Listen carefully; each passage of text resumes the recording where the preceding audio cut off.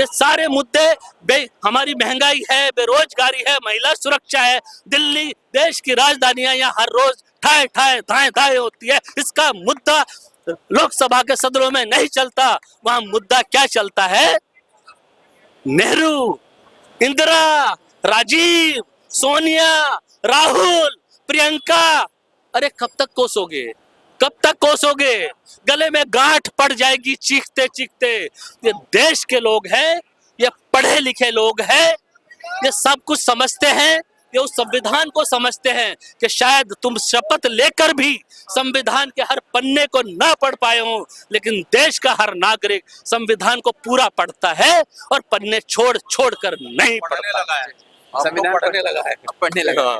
तो लोकसभा का चुनाव तो बीत गया, प्रधानमंत्री मोदी फिर से आ गए, गठबंधन भी किया उन्होंने। अब तो विधानसभा की बारी है, तो विधानसभा में सबसे बढ़िया चेहरा किसे देखते हैं इसका? भाई रोड मैप तो साफ ही है। आप देखो, अगर मान लो अगर ये क्या नाम है, अवैसी साहब भी उतर रहे हैं, सपा उतर रही है, कांग्रेस है ही, केजरीवाल है, एक दूसरे के दुर्बरेदी हैं। किसको बांटते हैं ये लोग? किसकी राजनीति खेलते हैं? मुस्लिम है। जब सब मिलके तुम बंदर बांट करोगे तो एक तो क्लियर है रोड मैप उसका, उसको कुछ नहीं, उसको कंफ्यूज थोड़ी ना है, उसके वोटर उसको गिर के दे देंगे, खत्म कहानी।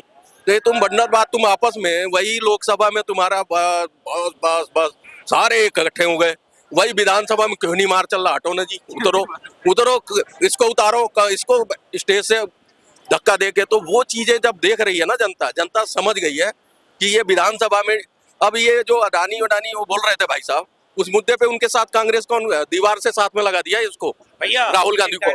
सुन लो, अभी आप बोल लो, मैं चला जाता हूँ। नहीं, आप बोल लो।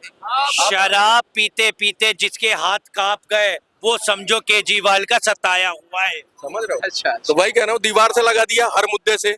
आज देख लो क्या त्रासदी है कि जो काला दिवस कभी भी नहीं सोचेगा अगर जनता, कि जिससे तुम लोग वहाँ पे हाथापाई हो रही है।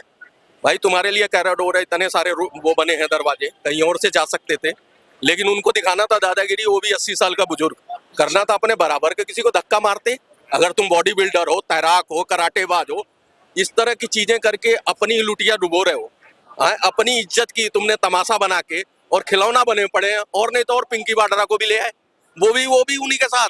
तो अब कुछ फर्क नहीं, लायक भी नहीं है। हाँ, आगरा में भी इसको नहीं लेंगे, बोलेंगे हमारे लेवल से भी बाहर हो चुका है ये राहुल गांधी का ये हालत। फर्स्ट ऑफ ऑल वो गांधी नहीं है ना, वो राहुल है जी, ठीक है, ही इज नॉट गांधी। वो उधार की डिग्री लेकर के घूमने वालों जैसा आदमी गांधी है। का परिवार लुप्त है, आज वीरान उसमें गायब है, लोग नहीं जानते गांधी के परिवार। भीमराव अम्बेडकर के लिए लड़ रहे हैं ना, ये कह रहे हैं उन्होंने अपमान कर दिया। वो जब कर रहे थे, जब बात कर रहे थे, उसके 12 घंटे बाद ही जब सरोज का छोटा सा क्लिप आता है कि देख लो भैया ये ऐसे बोल रहे हैं, तब तुम सोए हुए थे, तुम्हें सांप सूंघ गया था, उस समय विरोध कर लेते। लेकिन बाहर आए तो 12 घंटे बाद याद आया कि चलो विरोध करते हैं। अच्छा, विरोध कौन कर रहा है? जिसके हर पन्ने में भी उनकी फजीयत लिखी हुई है। कितनी डेट है आज? आज से सर 20 जी 20 ये 22 दिसंबर तक सोनिया गांधी क्रिश्चियन है, उसने कोई धर्म चेंज नहीं किया है।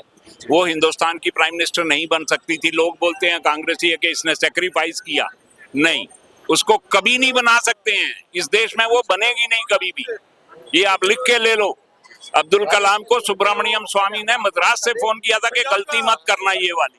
अच्छा, हाँ, इसको मत बनाना, नहीं तो आप फंस जाओगे, क्योंकि शी डज नॉट डिजर्व, उसका वो क्वालिफाई नहीं होती है, वो फॉरेनर है। और हिंदुस्तान की जमीन पे अगर पैदा नहीं हुआ इंसान तो वो कभी प्राइम मिनिस्टर नहीं बन सकता। ये आपको लिख के पर्सनल है, मैं आप प्रोफेशनल बता दूं, एलओपी ही नहीं मान रही है। ममता दीदी को सारे कह रहे हैं, तुम्हारे साथ जो थे वो कह रहे हैं भाई एलओपी पे ही खतरा है। जिसको बनाया था, अभी तुम प्रधानमंत्री का सपना 199 सीट पे देख रहे थे, अब तुम्हें एलओपी से ही उतारने के चक्कर में तुम्हारे भी साथ के लोग हैं, वो कहते हैं भैया तुम्हारे बयान के साथ नहीं है। ना अखिलेश यादव समर्थन कर रहे हैं, ना ममता दीदी कर रही है, ना उद्धव ठाकरे, कोई नहीं कर रहा है। अकेला पड़ गया है, अकेले ही नाच रहे हैं भैया बहन दोनों। और उससे तुम्हें ये फजीयत नहीं दिखती? आप बताओ, तुम किस संविधान की बात करते हो, किस भीमराव अम्बेडकर की बात करते हो? जब पहला चुनाव लड़े थे तो नेहरू जी